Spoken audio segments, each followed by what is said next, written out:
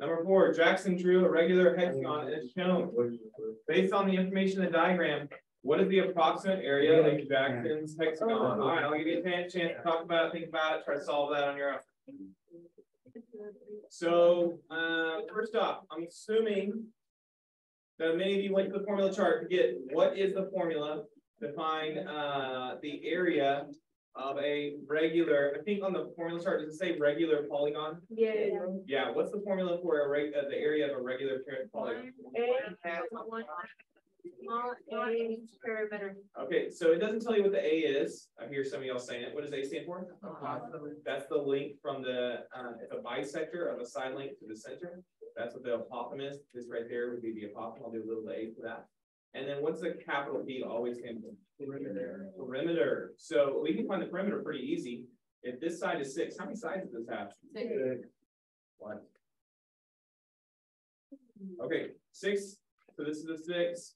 This is a 6, so on. So what's going to be the perimeter? 6 and 6 is 36. Okay, I'm just going to draw an arrow like this and say 6 times 6.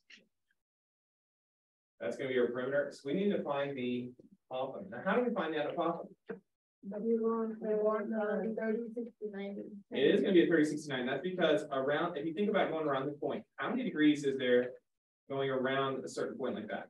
Some of you do donuts in your truck or whatever. You might sometimes we call it donuts, sometimes we call it a 360. There's 360 degrees around. Now, if you want to cut this thing like a pizza, how many slices of pizza will we come up with?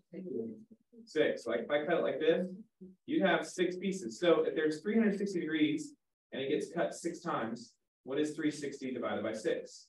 60. It'd be 60 degrees. So each one of these little pieces of pizza, and that's ugly, would be 60 degrees all the way around. Now, so it comes down here. Now I'm going to redraw this one because it's so bad. And this is the one that matters. Okay, you know what? How about this? Bust out the line. Bust out the line. All right. So now, if this was a total of 60 degrees, how much is each half when I cut half by the apothem? 30. It's 30. So I'm going to draw an arrow there saying that is 30 degrees. So if that's 30, and this triangle right here, this red triangle, if that's 30, and this is 90, how many left over to go right there? 30. 60. This is a 30, 60, 90. So I don't have a formula chart pulled up here. So you're going to have to go to your formula chart, look under the special right triangles. There's a relationship for a 30, 60, and 90. And now it shows you a diagram.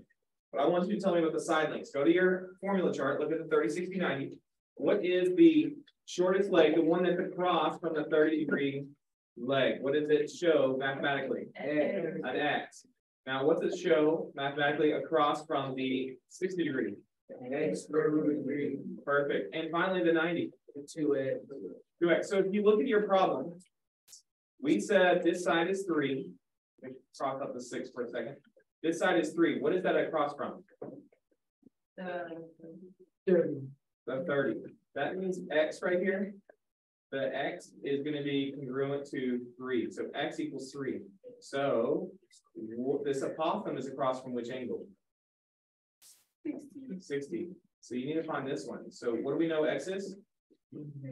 3. So the apothem is 3 square roots of 3. And that's all you have to do right there. Plug those into the calculator. Make sure you multiply.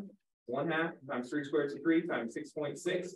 No, that's not 6.6. Sorry, that's 6 times 6. What is 6 times 6? 36. Okay, good. If you type in 1/2 times 3 squared root of 3 times 36, you should come up with one of these answers.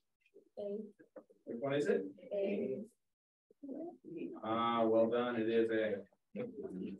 Good job.